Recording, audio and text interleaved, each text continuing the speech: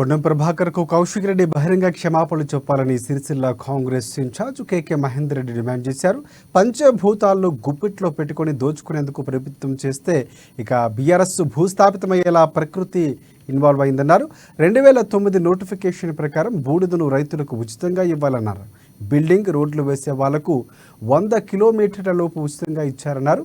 2022 నుంచి కేంద్ర ప్రభుత్వం ఆధ్వర్యంలో టెండర్ ద్వారా ఎన్టీపీసీ బూడిదను అమ్ముతున్నారన్నారు. దాంట్లో రాష్ట్ర ప్రభుత్వం ఇన్వాల్వ్మెంట్ ఉండదని చెప్పారు. ఇక కొంతమంది రాజకీయ దయాదాక్షిణ్యాల కోసం ఇలాంటి ఆరోపణలు చేస్తున్నారన్నారు. దిగజాడు రాజకీయాలు మానుకోవాలని హితవు పలికారు. మళ్ళీ 2009 3వ నవంబర్ నాడు ఒక నోటిఫికేషన్ ఇవ్వడం జరిగింది. అది central environment and forest department వాళ్ళు ఇవ్వడం జరిగింది.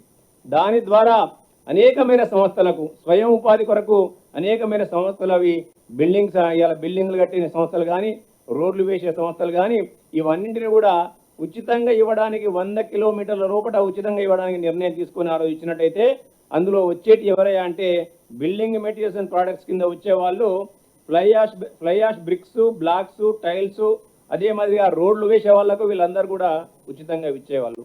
తర్వాత కొన్ని రోజుల తర్వాత దాన్ని ₹1 ఇవ్వడం జరిగింది. తర్వాత 2022వ సంవత్సరంలో మళ్ళీ central ministry for environment and forest department వాళ్ళు మళ్ళీ ఒక నోటిఫికేషన్ 21 సంవత్సరంలో తీసుకొస్తూ అందులో మార్పులు చేయడం జరిగింది. అలా ఆ మార్పులు చేసిన క్రమంలో 2022వ సంవత్సరంలో మళ్ళీ ఒక నోటిఫికేషన్ తీసుకొచ్చి ఈ ఫ్లై యాష్ని ఇంతవరదాకా ఎవరికైతే ఉచితంగా ఇచ్చారో ఆ ప్రాంతంలో ఉండే బ్రిక్స్ ఇండస్ట్రీకి కానీ బిల్డింగ్ మెటీరియల్ ఇండస్ట్రీకి కానీ అదే మాదిరిగా రోడ్స్ వేసే వారికి కానీ ఎవరైతే ఉచితంగా ఇవ్వడం జరిగిందో దానికి కొన్ని అమెండ్మెంట్స్ తీసుకొచ్చి బోర్డు స్టాండింగ్ ఆర్డర్స్ ద్వారా 2009 3వ నవంబర్ నాడు ఒక నోటిఫికేషన్ ఇవ్వడం జరిగింది. అది central environment and forest department వాళ్ళు ఇవ్వడం జరిగింది.